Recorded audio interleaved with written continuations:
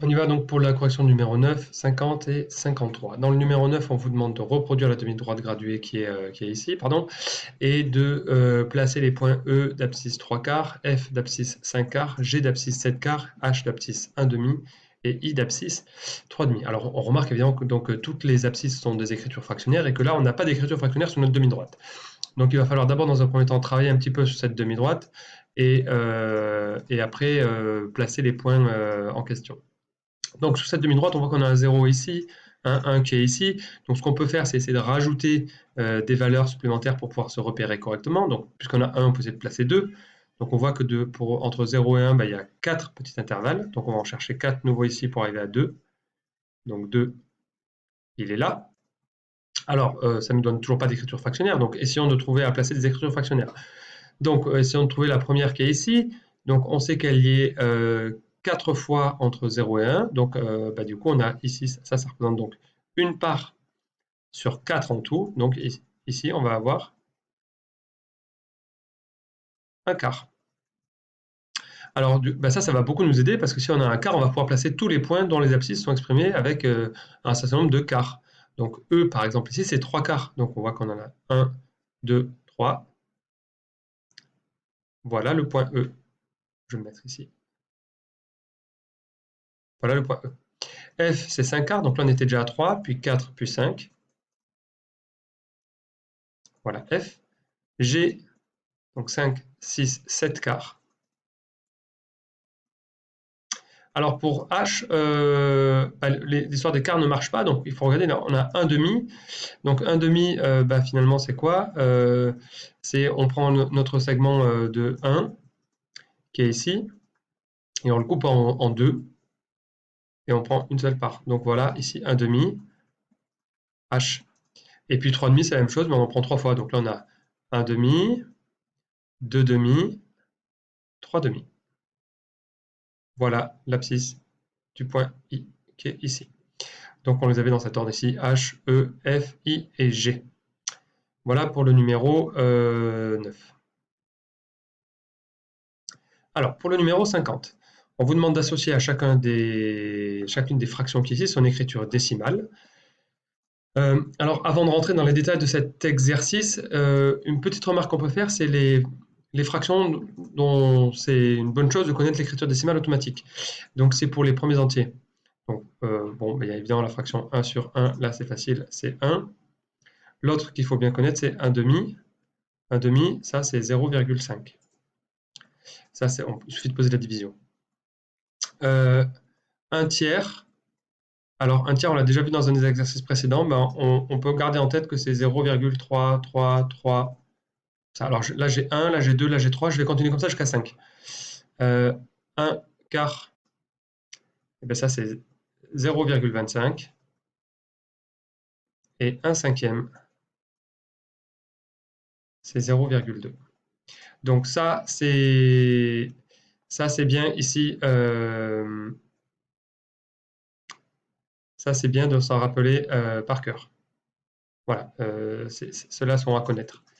Alors du coup, une fois qu'on a ça, on va pouvoir corriger correctement notre exercice. Donc je vais me mettre en couleur. Donc le 3 quarts qui est ici, je vais pouvoir utiliser ce que j'ai fait ici, puisque je sais que 1 quart c'est 0,25.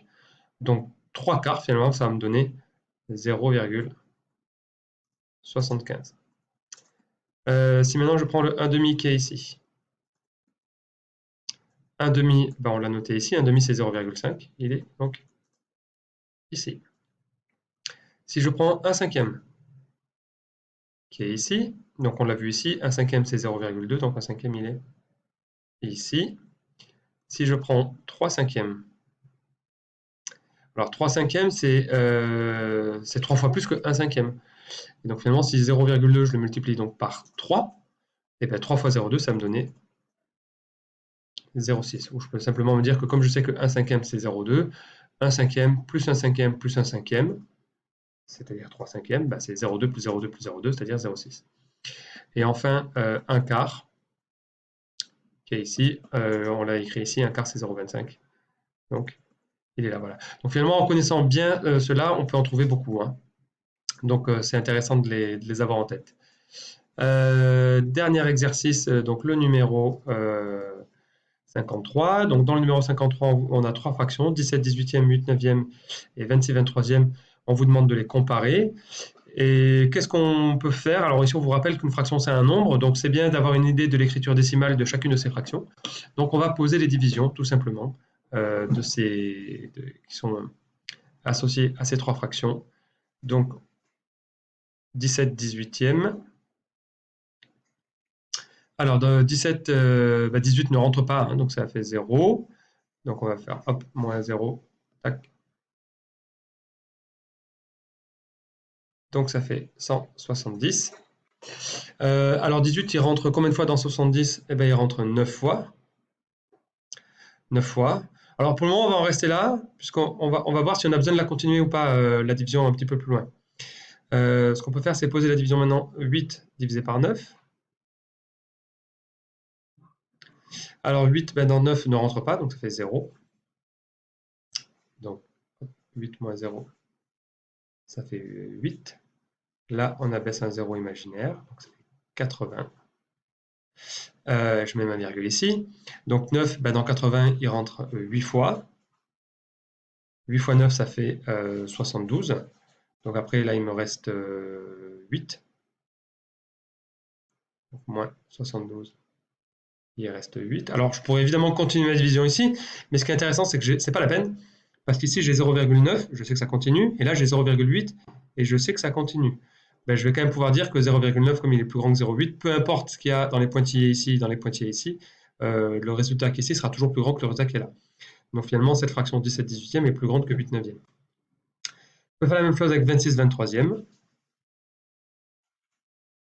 26 23e. Donc 26 contient au moins une fois 23. Donc hop, moins 23. Là, il nous reste 3. Donc là, il faudra baisser un 0 ici et un 0 ici, mettre une virgule ici. Et donc, on a à nouveau des pointillés. Et donc, à nouveau, même remarque que précédemment, on n'est pas obligé de continuer, puisque on sait que 1 va être plus grand que 0,9 et que 0,8. Donc, finalement, c'est la plus grande des trois fractions. Donc, dans l'ordre, si on devait les comparer, la plus petite, ce serait donc 8 neuvième, qui est donc plus petite que 17 18e, et qui est également plus petite que 26 23e. Donc la plus grande, c'est celle-ci. Alors, on pouvait faire il y a une remarque, hein, on pouvait faire cet exercice beaucoup plus rapidement qu'en faisant tout ça, en observant la chose suivante. En fait, finalement, une fraction, on peut la comparer facilement à un nombre, c'est-à-dire à 1. Et là, on s'aperçoit que 17 18e, comme le numérateur qui est ici 17 est plus petit que le dénominateur qui est ici 18, ben la division de 17 par 18 va forcément être inférieure à 1. Donc 17 18e est plus petit que 1, 8 neuvième, même remarque, hein, 8 est plus petit que 9, donc 8 neuvième va également être plus petit que 1. Et au contraire, 26 23e, ben là c'est l'inverse qui se passe, hein, 26 est plus grand que 23, donc cette fraction est plus grande que 1. Donc finalement, on a ces deux-là qui sont plus petites que 1 et celle-ci qui est plus grande que 1, donc 26 23e est forcément la plus grande des trois. Donc ce qui permet aussi de conclure cet exercice. Voilà, un exercice.